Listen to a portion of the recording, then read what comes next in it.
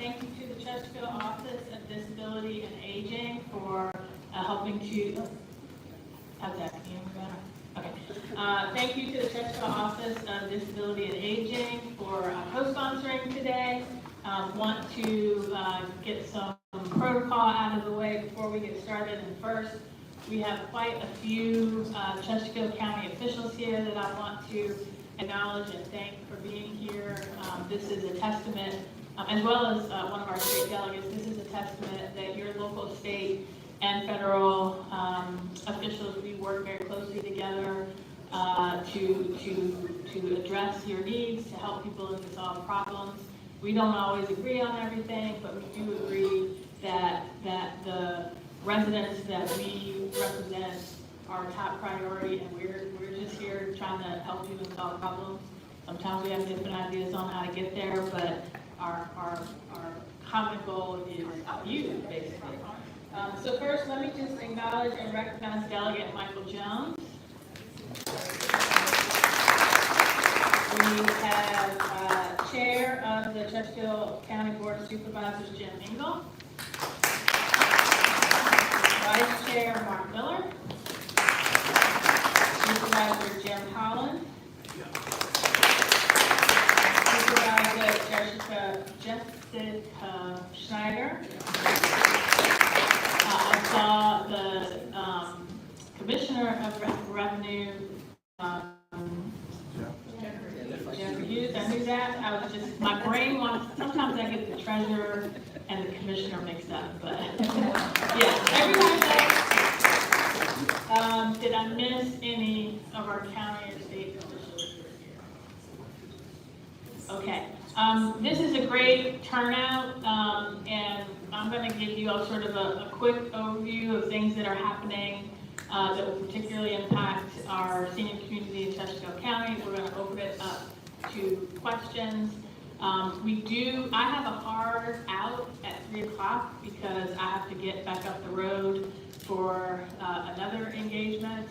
And so we are gonna around 2:45, try to begin to wrap up, because I know it's gonna probably take 15 minutes to wrap up. But when you see me, I'm telling you up front, when you see me shoot out that door at 3 o'clock, it's because I got somewhere else I got to be. And just as we started this pretty much on time, I want to make sure I'm on time, because when I'm in recess, it's not a rest for me. When the House is in recess, I'm back in the district. I'm, trying to talk to people about what we're doing in Washington, hear from you about your needs, and so they pack a lot in for my day. So with that, first I just want to say thank you. It is the honor of a lifetime representing you in Congress. This November will mark the 20th anniversary of my election to public office. In January, it'll be the 20th anniversary of when I was sworn into the House of Delegates. I did not represent Chesterfield County then, but I grew up in Chesterfield County, in Matulka. My parents' house is still there, and get to Chesterfield quite a bit. So it's always nice to come back to Chesterfield. And having been in public service, first in the Virginia General Assembly for 11 years in the House, almost 7 in the Senate, and now this is my 3rd year as your Congresswoman, so it's 2.5. I love this job. I love this job because I got interested in government because my own family history and my study of history showed me that at its best, government is a force that helps people and solve problems. At its worst, it is a force that can oppress some people for the benefit of others. And as a kid, I decided I want to be a part of making government that force for helping people and solve problems. That's a hard job, because it's also in the middle of politics and a lot of different people who've got a lot of different views on the role of government and a lot of different views on a lot of very complicated issues. And unfortunately, I think my biggest complaint about Washington, especially compared to the General Assembly, and I think our local officials would agree a difference with local government, is it's hard for us in Washington to really take the time to discuss very complicated issues and find common ground. And with social media and if you're lucky, you get 2 to 3 to 5 minutes of a news story. There are lots of mass communications systems that try complicated issues into 30 seconds. And that, I think, does a disservice to public policy making, because there are a lot of issues that we are facing in Washington that are very complicated. And probably not everybody in this room is going to agree, but I think there's some basic tenets. If we took the time to talk through our perspectives, we would find common ground. So for me, and I learned very early in my 20 years that everybody's political views and how they view public policy is based on their life experiences and what they know. Mine is very different from a lot of my colleagues, probably everybody in this room. You have very different perspectives. But we're trying to shape public policy that does the most good for the most people while upholding the ideals upon which this country was founded, which we were about to celebrate the 250th anniversary of. And that is the idea that government derives its power from the people, not an ordained king, and that we are striving for liberty and justice for all. We are striving for an America where we recognize that all of us, men and women, no matter our demographics, we all have certain inalienable rights of life, liberty, and pursuit of happiness. And the beauty of our Constitution, just to nerd out for one more minute, the beauty of our Constitution and our form of government, which was very radical at the time, was how do we form a government that checks the worst instincts of human nature to fight for and strive for the common good. That was very revolutionary in 1789. It has been stress tested over the years. It is being stress tested now. But the history of our country has been, how do we reconcile the reality upon which we were founded with the ideal? And how do we make the ideal true for everybody going forward? So that is how I approach my job every day. And every day we get tons of phone calls from people who have problems and are looking for me to help solve them. So I wake up every day sort of thinking, like, what can I do to help people and solve problems? I'll admit that's a little hard right now. But that's still what I wake up every morning focused on. So, and there's a lot I know of anxiety right now. I know there's a lot of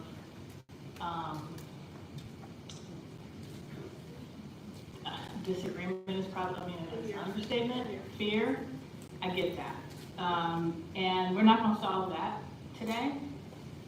But what we are going to do is I'm going to tell you what I've been working on that impacts you, what is happening in Congress that impacts you, what we've already done, what's waiting for us when we go back on September 2nd, particularly focused on senior issues and how it impacts your life. And then I'm going to be quiet for a little bit, long enough for you to ask questions, and then answer your questions, because hearing what's on your mind helps me better represent you. And there's so much happening right now. I think the biggest, there's so much happening, and I can't focus on all of it. And so I have to prioritize what I do based on my committee assignment, which is Energy and Commerce, which handles everything from healthcare to energy policy to communications, data, trade, sports. The joke is if it moves, it's energy. If it doesn't, it's commerce. But we don't deal with tax policy. There are lots of issues that we don't deal with on that committee. So outside of the committee, I focus on what's important to Virginia 4. We are a very diverse district. We have, the urban centers of Richmond and Tri-Cities. We have suburban, Chesterfield, Henrico, and the suburbs around the Tri-Cities area. We have very rural agrarian areas south to the North Carolina border. So that's a lot of different interests. But again, I can't do everything. So I focus on what do we hear a lot from our constituents? What do I know has a huge impact? And today we're here mostly to talk about senior issues. And so I ask that you limit your questions to issues that impact seniors. Now that's still a lot of issues.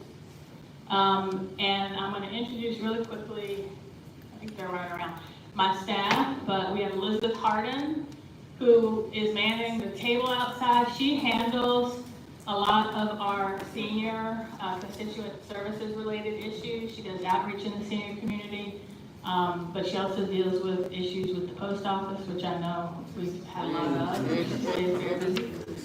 Social Security. Do you do Medicare? That is Sylvia. I do IRS. She does IRS. Sylvia Copeland, who is in we have a satellite office down in Brunswick. Sylvia Copeland handles Medicaid, Medicare, passport issues, keep her really busy. And then we have Cherry Howe, who is my district director. She's kind of the traffic cop for everybody here in the district office. And so if you don't remember any of these names, you call the main office, you ask for Cherry, she'll tell you who can take care of your issue. We have Bianca Casper, who handles veterans, our interface with the military community, military families, agriculture, and some of our rural issues. We have Marin Campbell, who is our outreach director. So she helps organize events like this. She handles immigration-related casework. Have I forgotten anybody? And then you'll see Courtney McCarto, who's sort of a special assistant who helps us with whatever we need in the district. So that's my staff. If you have any questions that you didn't get to today, or if you have a problem with the federal agency, grab one of these people and they'll take care of that. So, and it's hard to figure out where to go first. So I'm gonna start with a little bit of good news, maybe. One of the things that I really enjoy about being a member of Congress is through the appropriations process, we do something called community project funding. And that's where we work with our local governments or regional governments, our universities or institutions like that, to identify projects that will really benefit the community. And we just got word last week, each member can submit up to 15 projects. 14 of mine have been preliminarily approved. And I want to brag about that now because we got a long way to go in the appropriations process. And last year, when we passed a continuing resolution to fund the government, our community project funding didn't get in. So if I don't tell you now, I might not get to brag. So we have gotten $850,000 for Chesterfield to begin phase 1 of improvements to the I-95 and Willis Road interchange, which I know is a high priority, probably their number one priority actually.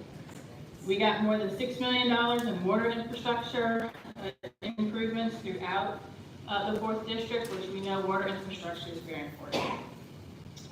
We got $1 million to establish a Center for Generative AI and Industrial Cybersecurity at Virginia State University, which will bring significant jobs and infrastructure there. We got $1 million to procure some cutting-edge research equipment for a robotics and autonomous systems engineering program at VCU, which is a significant investment there. We got $250,000 to repair terminal infrastructure at the Richmond Airport to help with some of the work that they are doing there. So those are the ones that are relevant to this region and that hopefully we will see in the final appropriations bill. And so I'll start sort of what's next. When we go back on September 2nd, we will have 14 legislative days to pass 12 appropriation bills to fund the government for fiscal year 2026, which begins at midnight on October 1st. That's probably not going to happen. Best case scenario, which is what has happened for the past, I don't know how many years, but every year since I've been there. We passed a continuing resolution that extends current funding levels, and sometimes adds a little here and cuts a little there, but it basically extends current funding levels. That's what we're operating under now. Back in March, we passed a CR through the end of this fiscal year. So we're gonna have a big crunch trying to fund the government when we head back. In the meantime, I know everybody's heard about the One Big Beautiful bill. I call it the One Big Ugly bill, the big massive Frankenstein, or whatever you want to call it. The bill that was signed on July 4th. There's a lot in there, and I'm not going to touch on every aspect of it, but for things of benefit or not to seniors, you have heard probably, and I think the president said, that it cuts taxes on Social Security. It does not. There was a provision in there at one time that would do that, but it violated Senate rules. And so the bill does not cut or eliminate taxes on Social Security. So I wanted to make sure that was clear. It does provide a $6,000 bonus deduction for anyone 65 and older, or $12,000 for joint filers, but that's only if you don't take the standard deduction. And we'll probably do something a little later going over all of the tax changes, but I think it's important to understand the changes related to Social Security only apply if you don't take the standard deduction. And for most people, the standard deduction is higher. So again, make sure when you get close to the end of the year, you talk, either if you want to reach out to our office, if you have an accountant, you want to talk to the accountant to make sure what's best for you. But I wanted to make sure everybody understood that, because we've gotten a lot of questions about what exactly that bill did on Social Security. The biggest change is on Medicaid. There are a lot of people who are eligible for both Medicare and Medicaid. I'm going to talk about Medicare in a minute. And today is actually the 60th anniversary of Medicare and Medicaid going into effect. Both were designed to help cover, fill the insurance coverage gap for seniors and low-income people. And under the Affordable Care Act, as an effort to make sure more people were covered by insurance, states were allowed to expand Medicaid in a number of different ways. And that has brought the number of uninsured people down. Now, why is that important? Why should you care if somebody else has health insurance? Well, somebody uninsured still gets sick. They still go to the hospital, they still go to the doctor, but usually they get their care in the emergency room, which is more expensive. The hospitals, by law, treat them, and then those costs are passed to everybody else. So everybody else's cost of care and everybody else's health insurance premiums go up the more people are uninsured. So that's why I was a big proponent and voted for expanding Medicaid when I was in the state legislature, and I'm a big advocate for fighting against any cuts to Medicaid that would lead to more people being uninsured. The bill makes the biggest cuts to Medicaid in American history, about $1 trillion. It does that mostly by changing eligibility requirements for the expansion population. It imposes requirements to prove that you're working. Now, most people who are on Medicaid, especially the expansion population, they are working. But they would have to now up to at least twice a year, and in some cases, states can make them do it every month, prove that they are working. Think about if you had to go renew your driver's license once a month at DMV. It's a similar process, just with DMAS. And states that have, Virginia looked at whether to do work requirements, and we decided not to do it because the administrative cost was so high. And Georgia sees this. When Georgia expanded Medicaid, they found that the cost to implement work requirements was more than what they were paying for care. And then one other state, I think it was Arkansas, put work requirements in place, and they found that people who were working were still kicked off of Medicaid. The Congressional Budget Office estimates that I think it's 8 million people nationally. It's about 320,000 people here in Virginia could lose their health insurance solely because of these changes. Now, because the bill also increases the national debt by, I forget exactly how much, maybe $4 trillion, it automatically triggers another law called the Pay-As-You-Go law. It automatically triggers Medicare cuts in that pre-existing law that said anytime the deficit is increased by a certain amount, automatic cuts happen to Medicare. We're still trying to sort out what those changes are going to be, but I'm very concerned about the impact that both of these cuts are going to have on people having health insurance, number one. Number two, the other reason we expanded Medicaid was because our rural hospitals, who already don't make a whole lot of money, they barely cover their costs of care, they get significant payments under the Medicaid program to provide care that will be cut. And there's a list of hospitals, 6 in Virginia, 1 in Emporia, that are at risk of closing when these cuts take effect. So that's why I fought those. I voted against the bill, and I'm very concerned about the bill. On SNAP benefits, it's the biggest cut to SNAP benefits and food assistance in American history. It estimates, the Congressional Budget Office estimates that about 14 million Americans, 1/3 of them children, and 78,000 Virginians could lose food assistance benefits under this bill once it's implemented. That also impacts who is eligibility for free and reduced lunch. If anybody pays any attention to school funding, there are lots of school funding formulas that are tied to how many students in that school are eligible for free and reduced lunch. So I'm very concerned about the impact that has not only on food security, which we've seen a rising issue, particularly among seniors, but I'm concerned about the impact that's going to have on food security for our children. You probably heard about the rescissions bill. The biggest impact to you, most of it is dealt with foreign aid, which will impact some of our farmers who do have contracts for some of their crops to be used for food for foreign aid. But more relevant to you, it completely defunds public broadcasting. Now, what PBS and the programming that PBS and NPR and public radio, that programming is not funded by federal money.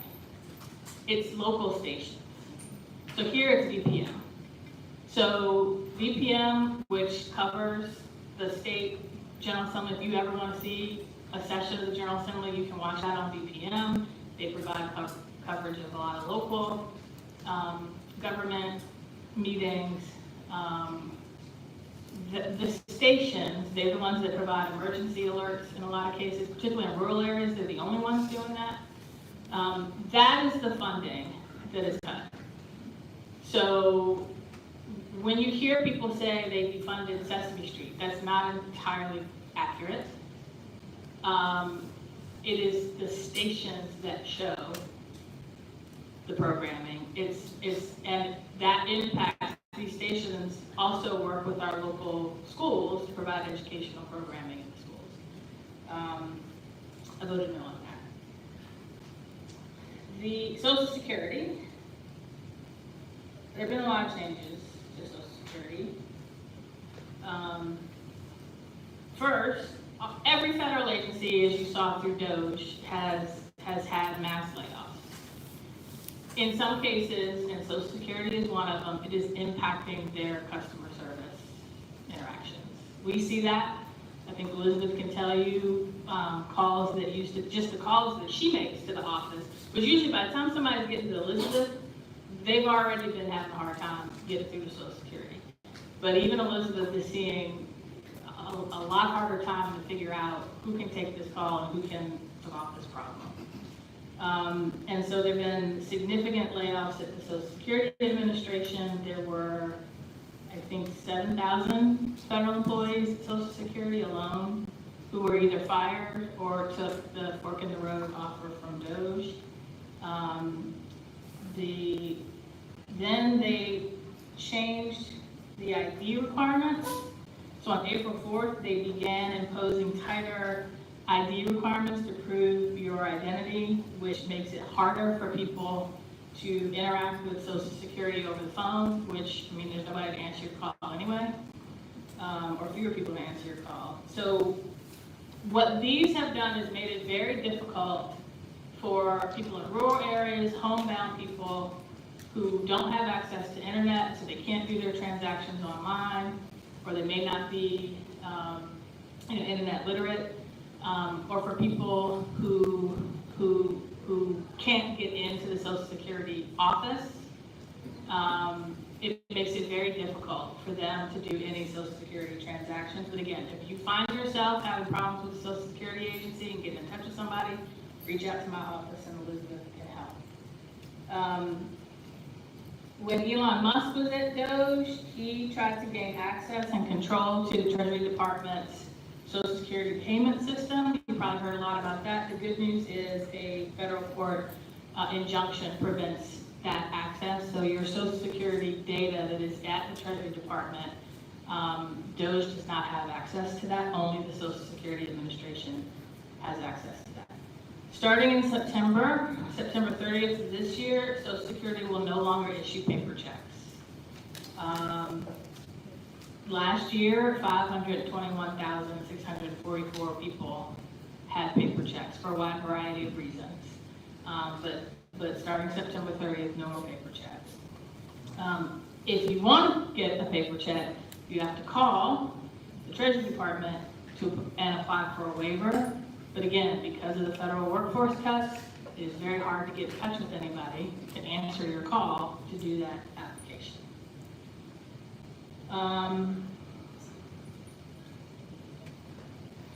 That's Social Security.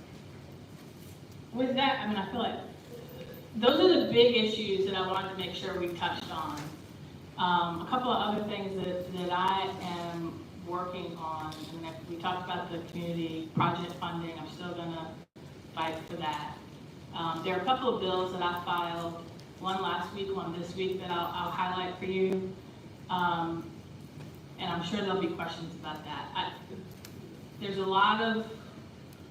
have a lot of concerns about how the administration and ICE are overly aggressing our immigration policies, to say the least.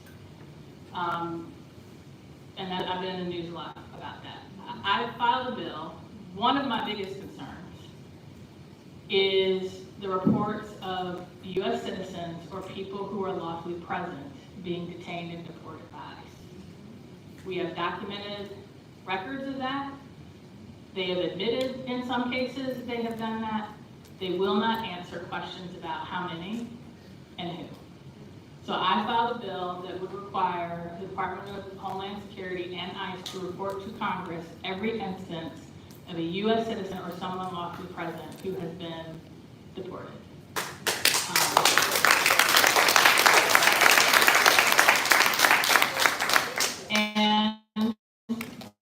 In response to what has been happening at the courthouse, I sent a letter to Secretary Noem and to ICE with a list of questions that I won't bore you with, seeking more transparency and information about exactly what they are doing and to who at the courthouse. Next week is the 60th anniversary of the Voting Rights Act, which if you paid attention when I was in the state legislature, you know, Virginia is the first southern state in the country to have a comprehensive Voting Rights Act, and that was my bill. I have family history of voter suppression tactics. I took my oath of office on the Bible that my father kept his poll tax receipt in from when he first registered to vote. My great-grandfather had to take a literacy test and find 3 white men to vouch for his character before he could register to vote at the turn of the last century. So this is, voting rights are personal to me. And we saw the Voting Rights Act gutted by the Supreme Court in 2013 in the Shelby versus Holder case. But our voting law, so we already backslid a little bit, and that has not, despite the Voting Rights Act being renewed on a bipartisan basis every year, Congress has not passed anything to reauthorize the Voting Rights Act, and we're pushing for that. But it also is not, our voting rights laws are not keeping up with technology and some of the deceptive practices that we have seen with people trying to get mis and disinformation out to voters. So next week, spoiler alert, or breaking news, I am filing a bill dealing with deceptive and misleading practices trying to deceive or mislead voters. And I'm very proud of that bill. I'm excited to announce that, so stay tuned for that.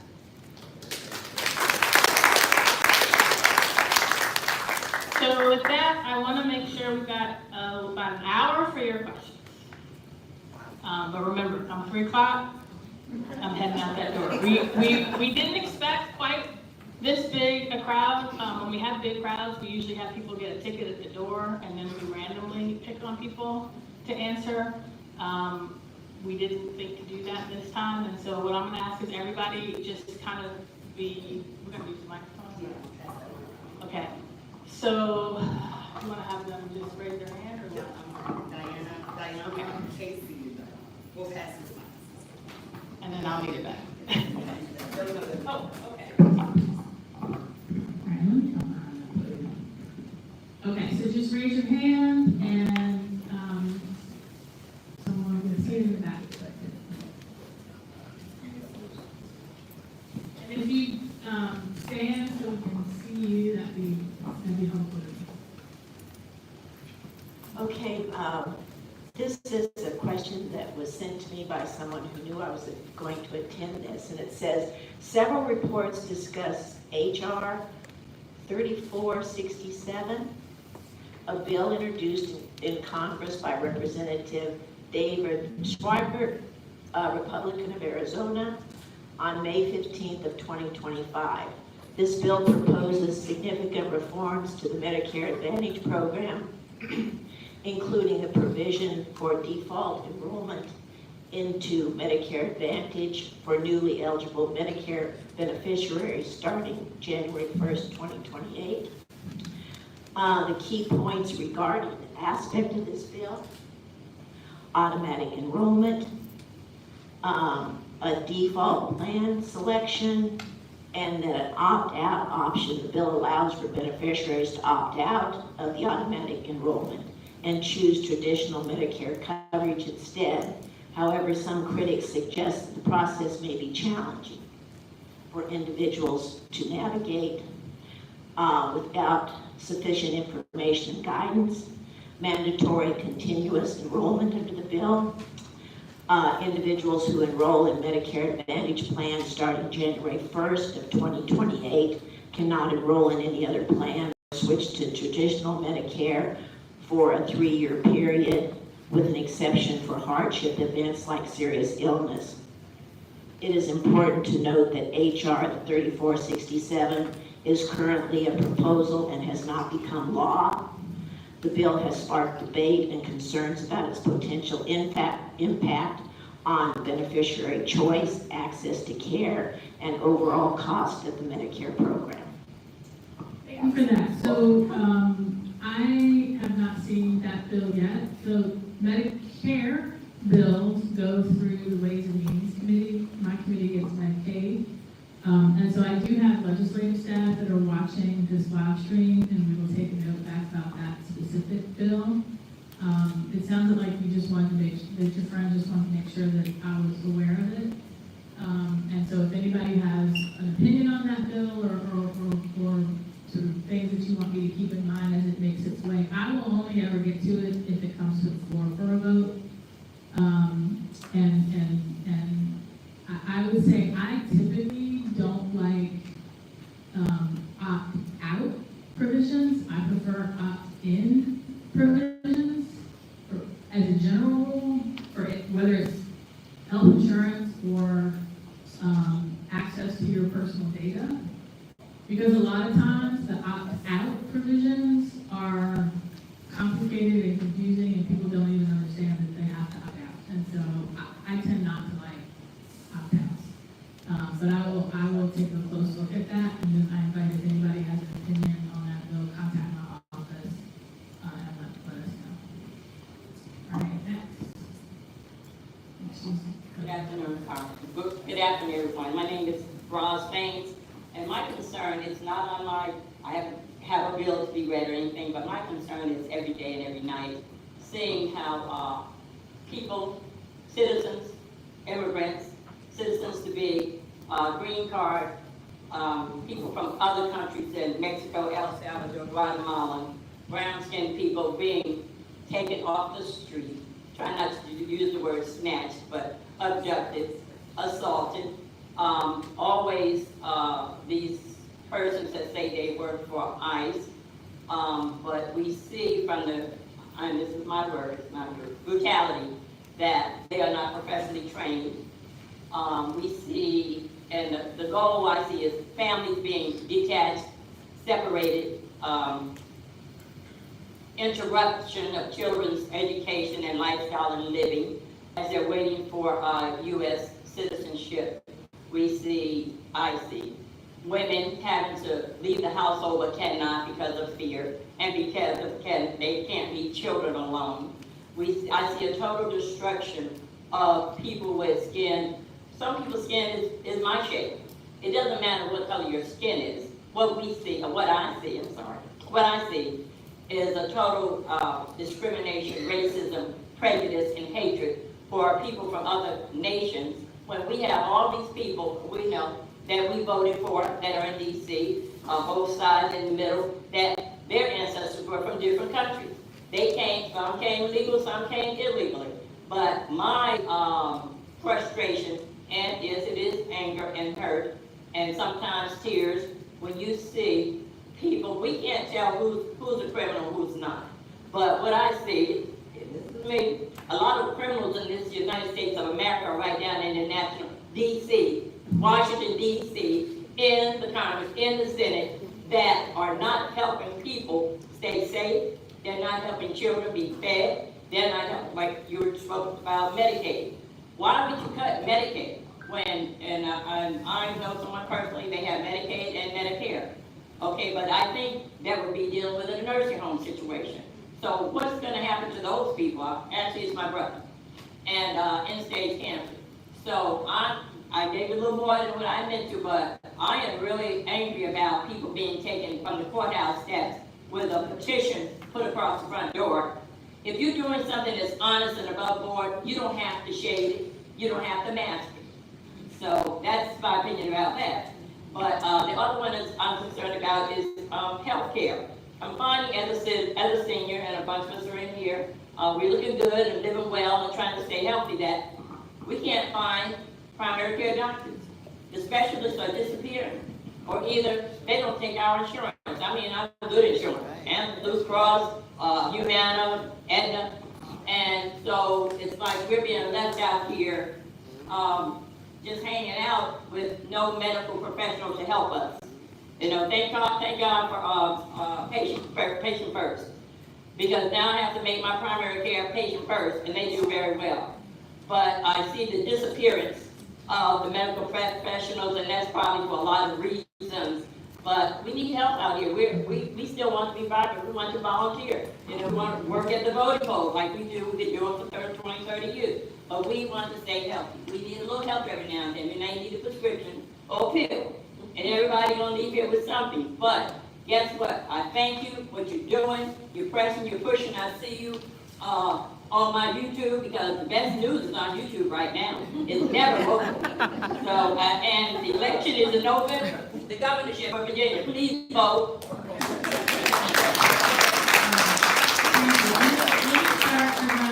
I imagine there can be a lot of views on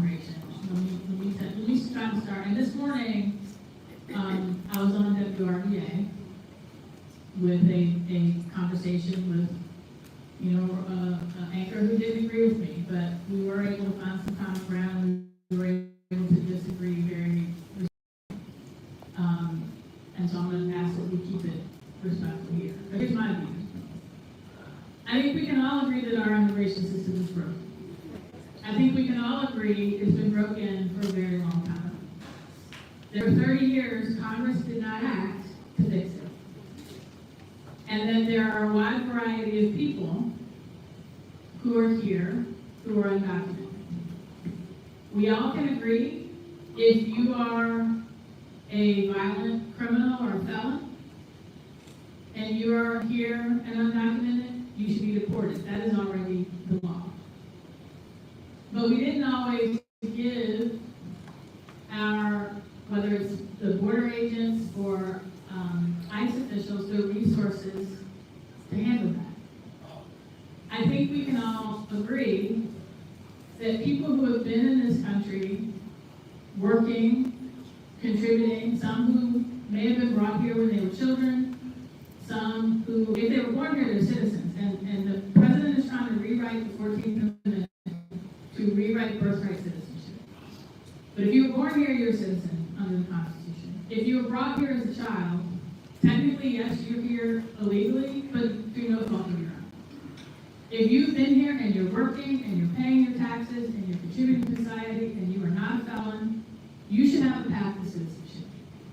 If people are seeking asylum because they're fleeing violence, or in the case of Afghanistan refugees, they worked with our soldiers and our government and our intelligence communities to help us in the war on terror, and as a result, their life is in danger in Afghanistan, they should be given a pathway to citizenship. And I think we can all agree, I hope, that when we enforce our immigration policy, whether it's who we detain, who we deport, that we do so consistent with American values of due process and compassion. And that last part in particular is what I am most concerned about what I'm seeing right now.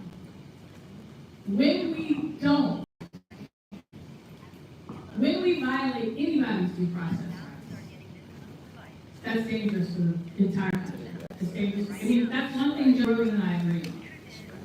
That when you violate someone's due process rights, that begins a slippery slope that takes us as a country somewhere we don't want to be.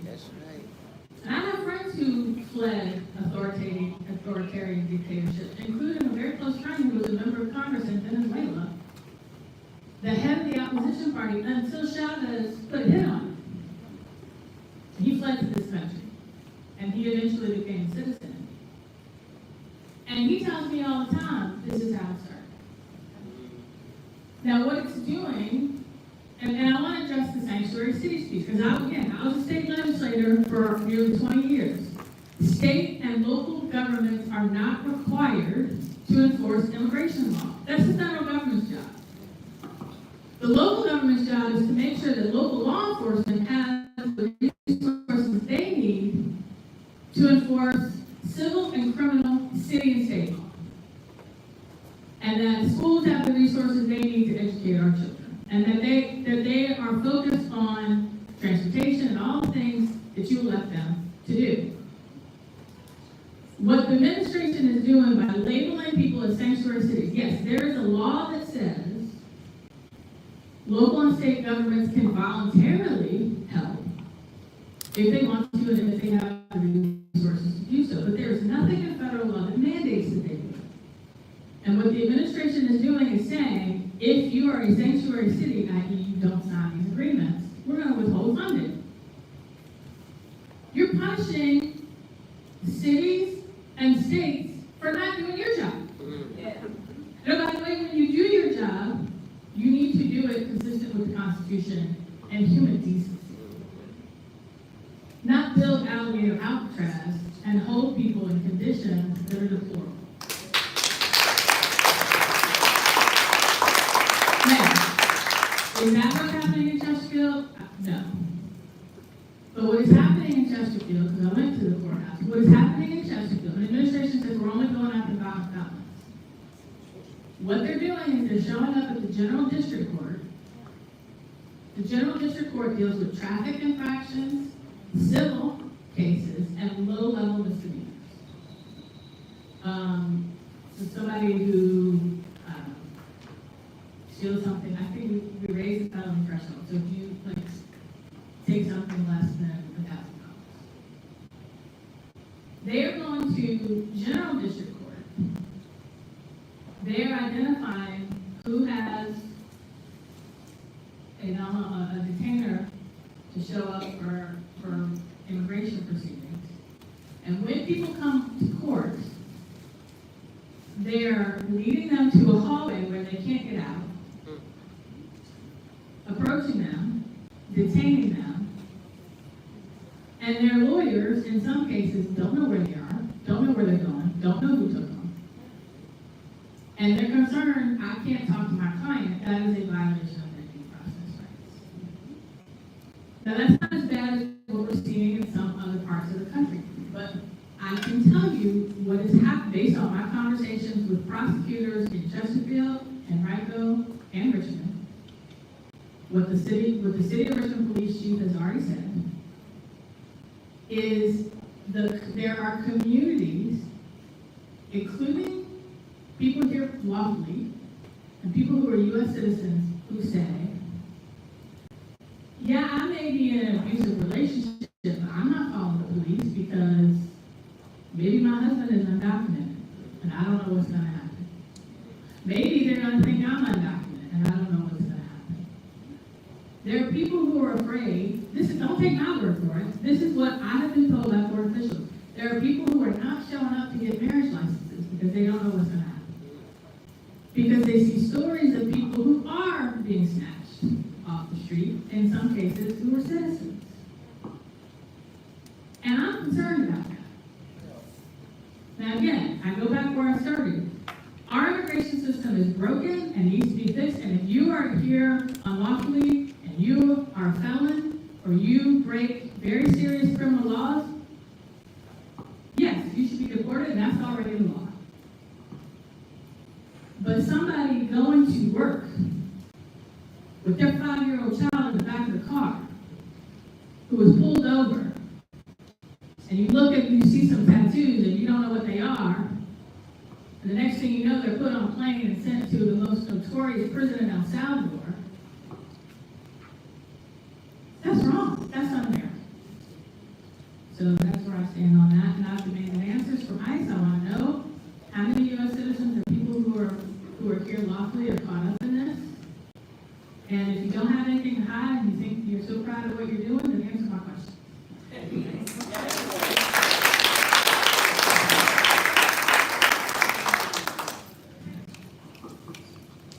I'm just one of those old people that is technology challenged.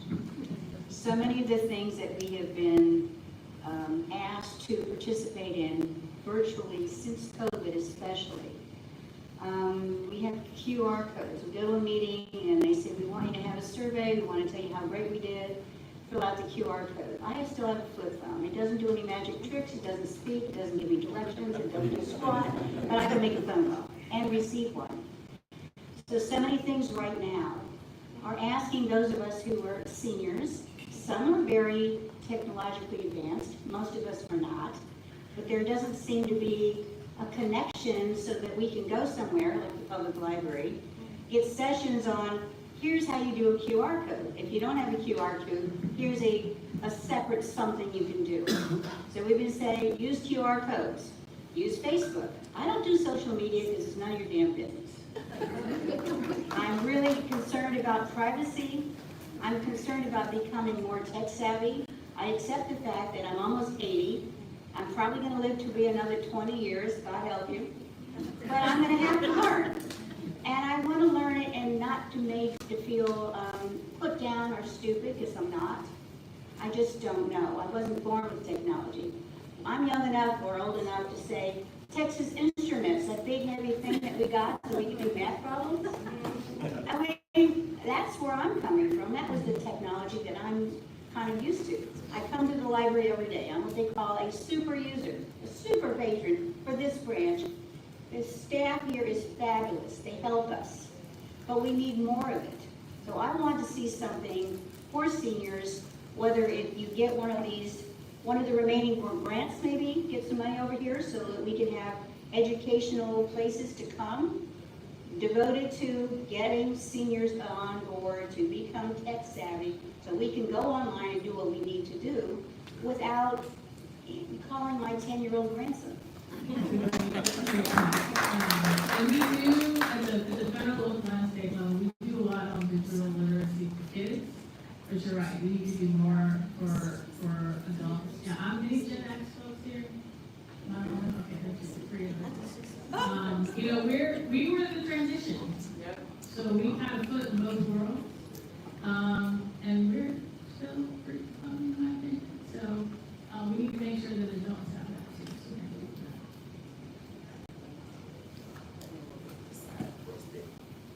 that. Good afternoon, Congresswoman. My name is Pickus. I have two questions. The first has to do with funding Social Security as was in 2034.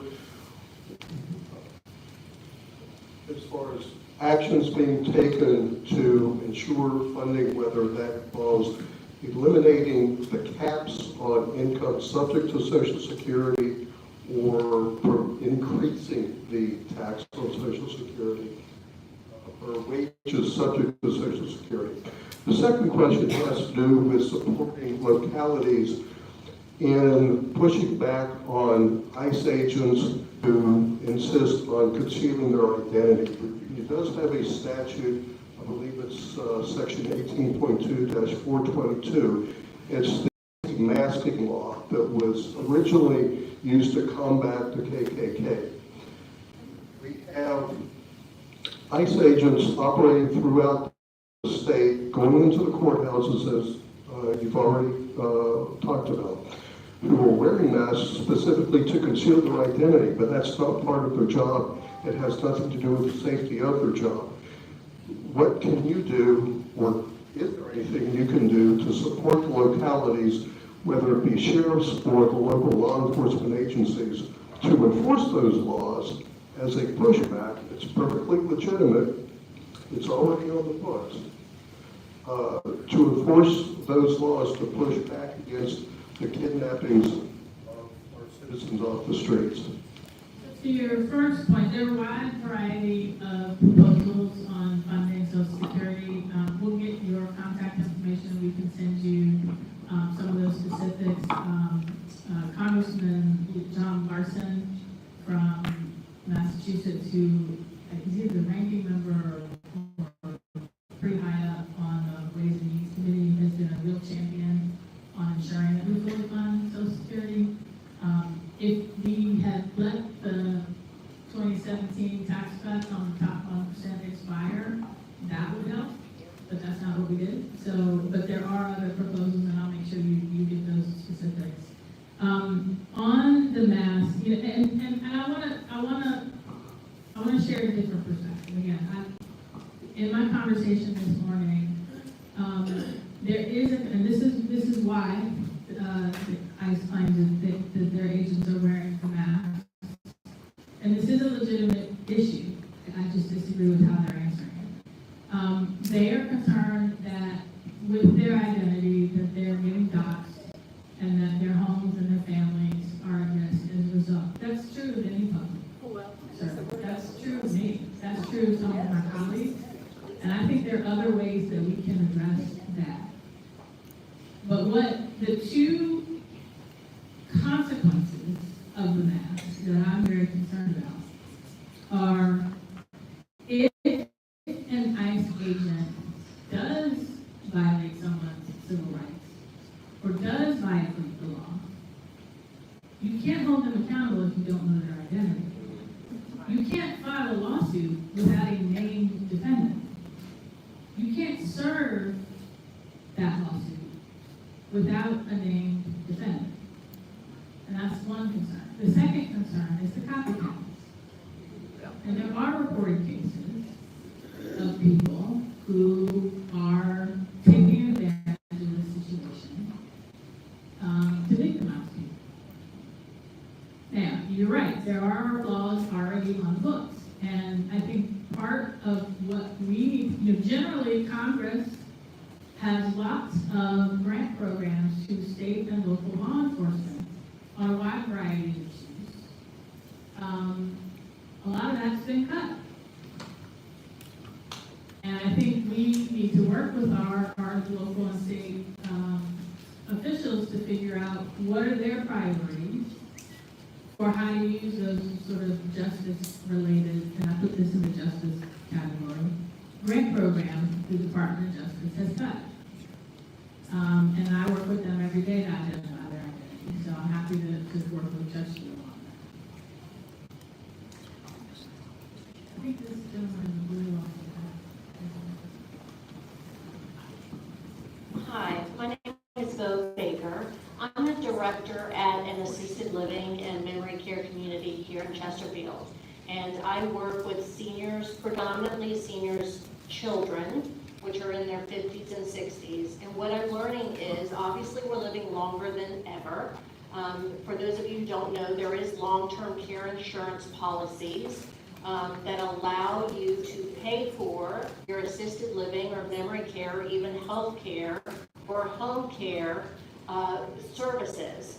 But what I have found from families coming into my community is that these insurance agencies, because now the baby boomers are coming up to needing assisted living, memory care, health care of some sort, and these policies are being used. They're amazing. They can cover, some of them cover 100% of you being in an assisted living or memory care community. However, these insurance companies are actually calling seniors wanting to jack up the prices significantly, or they're saying that they will keep the policies at the same rate, but without the policyholders realizing how much of the benefits are being cut.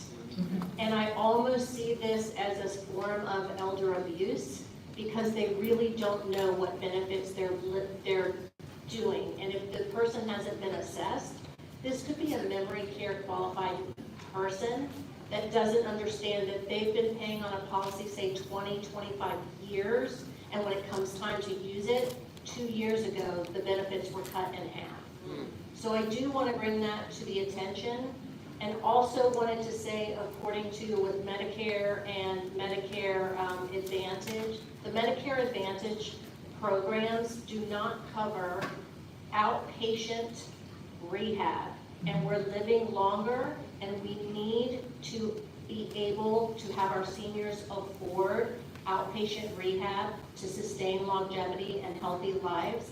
But if you're in a Medicare Advantage policy, you are not covered, or that Medicare Advantage, from what I understand, does not cover outpatient rehab, and that is something that our seniors are not aware of. Thank you for bringing that to my attention. We will follow up on that both federally, and we'll reach out to the Bureau of Insurance at the State Corporation Commission that also regulates insurance policies, so we'll make sure they're aware of that as well. Thank you. I think this gentleman in blue has his hand up, and I know we're also collecting some questions on the cards in case you don't write them. Thank you, Congresswoman. Appreciate you serving all of us, and you do a great job. I want to thank you and your staff for the emails that you send out. They're very thorough and informative, and the best communication I've ever received from elected officials. So thank you very much for that. This gentleman basically asked a question. One was about Social Security, and it was really about raising that ceiling on when people pay Social Security tax out of their wages. There are oftentimes, I was fortunate where I'd hit that ceiling, and I'd get some extra money in my next paycheck. But at that point, I didn't really need it. And so it just seems like a regressive tax situation where the poorest of people are paying that, and the richest aren't paying their fair share. And it seems to be the easiest way that we can end this conversation about, oh, Social Security is going to become insolvent, or benefits might be cut. I'm hearing $18,000 a year for some people, if it does. So I'm hoping that you and Congress will come up with a solution to this problem. So people don't have to worry about it, especially the folks that rely on it. Thank you. This is definitely something that I'm focused on, and it's helpful to hear you all's perspective on a lot of the different proposals. Probably, and thank you for reading my newsletter. There's sort of two challenges with that newsletter. There's so much going on that we try to do a deeper dive into a few issues. And then we always try to have a bright spot, because there's a lot of bad news. And sometimes the bright spot is a challenge, but I'm glad you all read it. I do have a heavy hand in it. I love to write, and that's really my only opportunity, so thank you.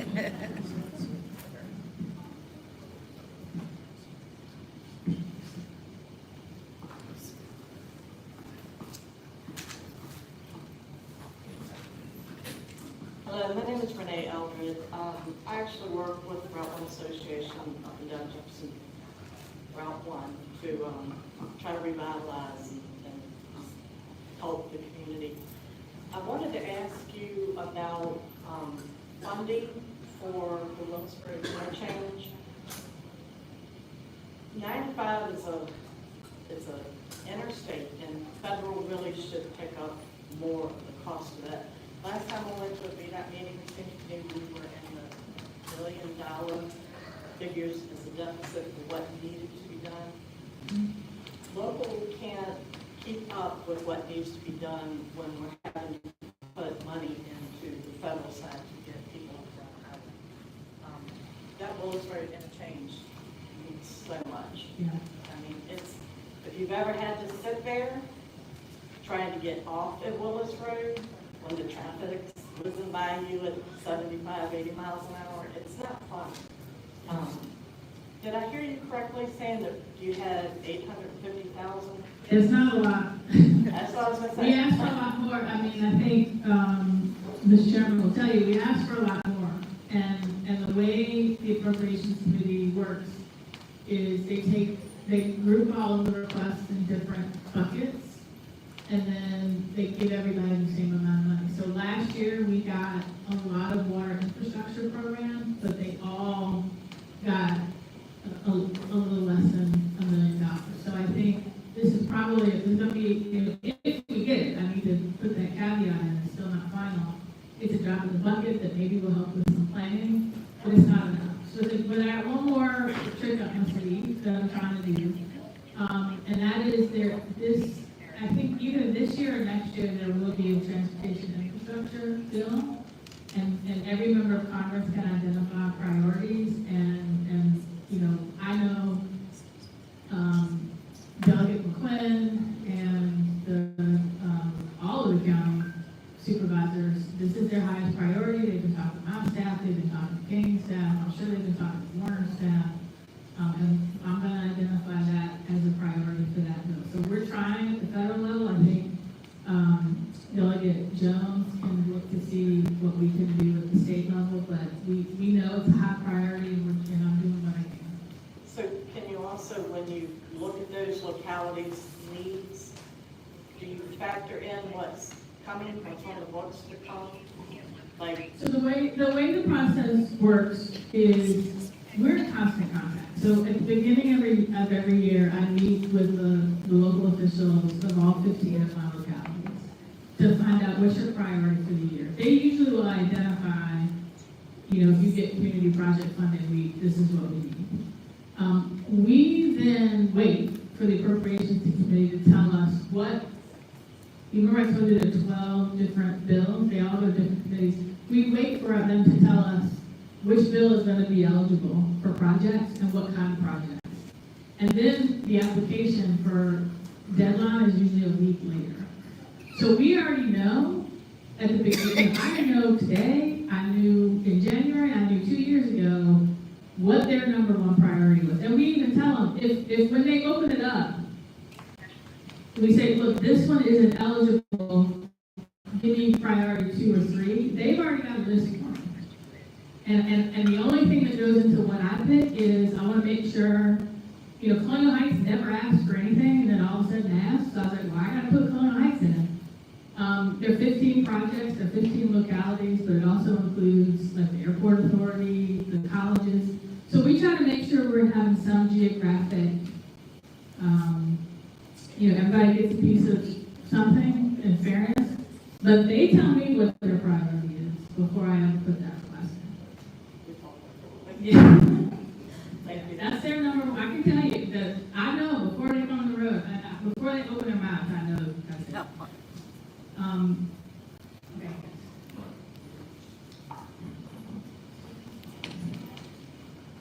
My name is Alva Moore, and I'm a local citizen. I want to go back to immigration. Last year, this time, there was a bill that passed through the House and then went to the Senate. That was bipartisan, that they basically worked out a new immigration system to fix the problem we have. And then Trump got on the phone and did deals and killed the bill. Biden said he would sign it if it got to his desk. The question is, can someone bring that bill forward again? Can somehow that bill get through and force people to say yes or no, they're going to or they're not going to again? Because it's not in our best interest. We're wasting millions of dollars locking up people who are following the law and paying taxes and helping build our country. We're a country of immigrants. We are trying to get that bill back. I will check to see, it takes a while before a bill from the prior Congress can be reintroduced, so I'll have to see. Some pieces of it included investments in border security and technology at the border, because the technology they have hasn't kept up to date. Some of that has passed in other bills, but we are trying to get that comprehensive immigration reform package done.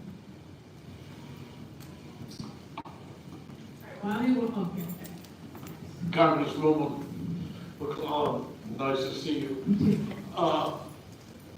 If the Democrats take the House, are you going to reinstate all the things that this Alzheimer's patient is taking away?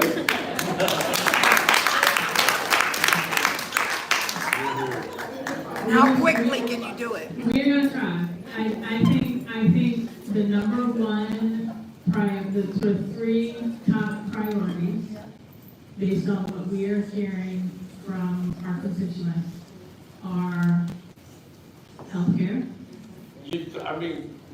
I'll just say, Yeah. this upcoming election, Yeah. the Democrats need to get nasty. He's going to call you nasty anyway. He's an idiot. But you need to get Lyndon Baines Johnson nasty. No more being nice to this guy. I mean, it's crazy. Everything's going up. Last week he said he brought gas down to $1.99 a gallon. I want to know where that gas station is. We will have a lot of damage to undo, and we're gonna do it. Because, I'm retired. But if he thinks he's going to take money from me, he's out of his mind. All he's doing is getting rich in office. He doesn't care about the policies or regulations. Most regulations are written in blood because something's happened to people. He's cutting all that. Yeah. Even the groceries are through the roof. If my two boys were at home right now, I couldn't afford to feed them.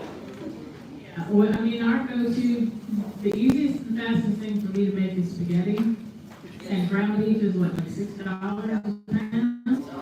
So or more. So yeah, we're working on that. We're working on that. Okay. Thank you. I'm gonna ask, so two folks wrote their questions down. Can you speak to the federal government's position on renewable energy, particularly solar? We seem to be going backwards. We are. We are. And I'm on the committee, I'm on the energy subcommittee that deals with this. There's a huge disconnect between what my colleagues on the other side of the aisle say they want and what they're actually doing. They say they supported all of the above energy strategy. But the president has basically declared war on wind and solar, and is trying to kneecap it, whether it's banning new wind projects, whether it's getting rid of the tax incentives that passed in the Biden administration, and I'm fighting back against that, and sort of calling out their hypocrisy whenever they say, you know, we need to make sure that we're getting energy on the grid quickly. I'm like, well, you're kneecapping the fastest, cleanest, cheapest energy source there is. So how's that gonna work? Like, I'm definitely calling them out on that. We are trying to file legislation to get that back in. We want to get those tax credits back in. But we are going backwards. And we, you know, let's set aside where, I mean, I believe it's the right thing to do for our planet and human health and national security. Even if you want to set that argument aside, we cannot meet our energy demands without renewables, period. And one thing about being Gen X, I remember Schoolhouse Rock. I remember the Energy Blues song, where in the 70s they were worried about we're going to use up all our energy resources and we're not going to be able to keep the lights on. That's what motivates me to support that, and I want my children to have a livable planet. And I don't want the next war to be over shrinking amounts of land that are livable because of climate change. So I'm going to keep pushing on this. But it's hard. It's hard. Okay, what is the status of providing COVID shots and other immunizations, flu shots this fall?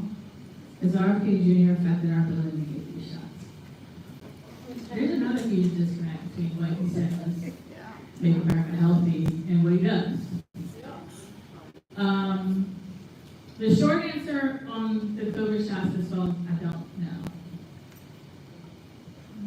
The medium answer is when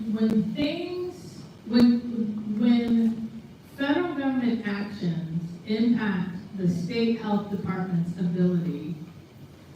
I mean, even if he says, yes, you can do it, the cuts at HHS to both funding and people has trickled down to the state health department, who provides shots to vulnerable populations, either who don't have health insurance that will cover it, they can't get access to any other place to get them, they can't afford them, and that's my biggest concern, is if we're not careful, we're gonna be we're already partially there, but we will make worse a situation where your ability to access the health care you need depends on how much money you have.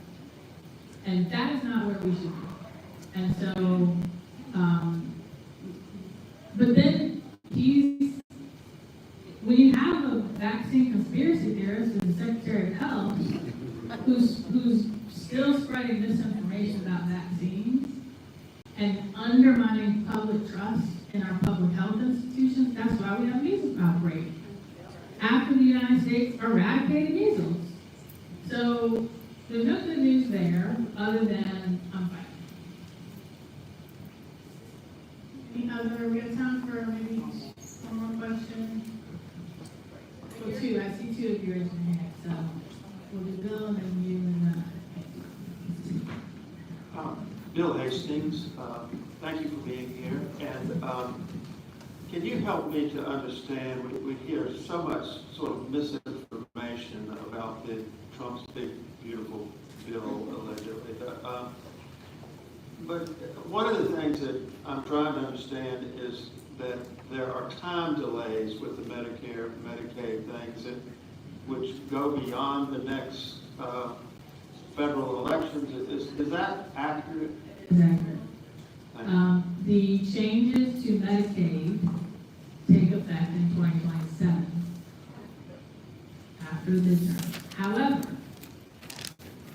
state governments are having to make decisions to plan for it now. So the General Assembly, Medicaid is a federal-state partnership, and state pays for part and federal government pays for part. And so they're already having to look at either in January, or they're talking about doing a special session now, what budget changes they need to make to account for the changes to Medicaid, the changes to the SNAP benefit, and all the other cuts to federal funding that they are seeing. At the same time, unemployment has gone up, in large part because of all the federal employees who have been fired. And so the state, and by extension, the localities, are gonna have some really serious decisions to make starting in January, before those provisions in the big bill take effect. And I think it's very important people understand it. And I'm here in my official capacity, so I cannot, and I will not tell you who to vote for. I will tell you, local, state, and federal elections have consequences. And at a minimum, if you want your priorities to be reflected in a local, state, or federal budget, then you need to have your perspective heard. And the two ways in our government you can do that are voting, showing up to the public hearings to make your voice heard, and writing and calling all of us. So they're gonna get mad at me and I told you to call them, but that's the only way you're gonna have your perspective heard, as they have very difficult decisions that they have to make in January. Sorry. One more question. I got one that may be off the wall. I want to know, how much has our debit been reduced with all this money that they don't have coming in from all these people that worked and all this other stuff, plus the tariff? I want to know, how come we're not seeing any change in the deficit? The deficit has gone up. Yes, that's what I want to know. That's exactly right. Because the cuts were never about controlling the deficit. The cuts were all about making the 2017 tax cuts for the top 10% permanent. And what the Congressional Budget Office analysis has shown is the biggest transfer of federal investments from the bottom 10% of earners in this country to the top 10% of earners in this country. If you make $500,000 or more, then you think that bill is beautiful. If you don't, you think it's either ugly or you're indifferent. But if you are one of the bottom 10% of earners in this country, which is not, that's more money than you would think. The hardest hit are people who make like $35,000 a year. But this still hits the middle class too. And it is not about reducing the deficit, because the deficit went up. And it increased the debt ceiling as well, so that they could borrow even more money. I wish we could end on a higher note. So who has a fun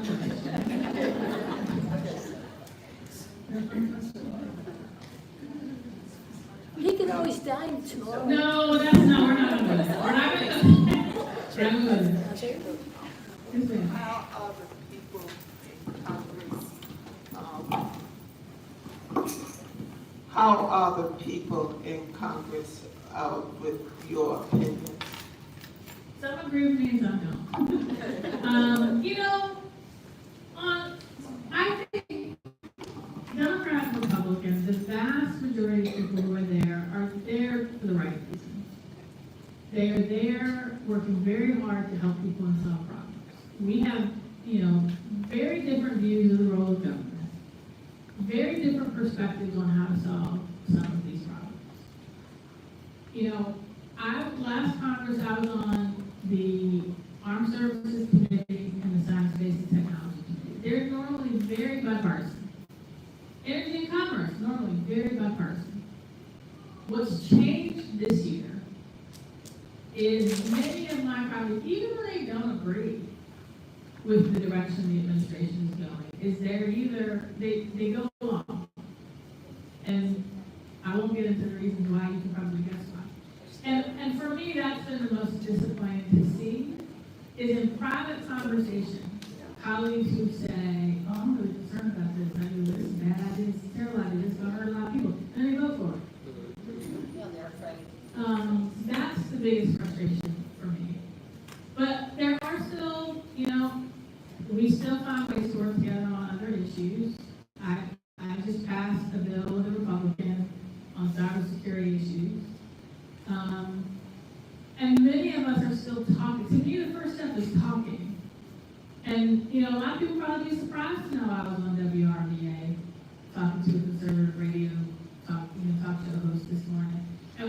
very spirited debate over immigration policy, but we listened to each other and we disagreed in a way that was not, we were respectful of each other's opinions and perspectives. We recognized where we had common ground and said, all right, let's start from there. And I think when we do that as a country, there's nothing we can do. We have a joke in my house. When my son was little, we used to say, when we're together, there's nothing we can't do. When we come together and put our differences aside and say, what do we have in common and what are the problems we're trying to solve, we can do amazing things, from put a man on the moon to eradicate hunger, to eradicating poverty. But we've got to come together and stay focused on it. And I promise you, I'm talking to people, no matter who I'm talking to, there are people, they give me, until they give me a reason, there are people who, they show me they're not worthy of respect. I even respect them. Because I'm a preacher's kid. At the end of the day, I'm a preacher's kid. And to me, the golden rule was love thy neighbor and your enemies. So even when we disagree, I'm going to show you the love and respect that you deserve as a fellow human being. That gets real hard with some of my colleagues who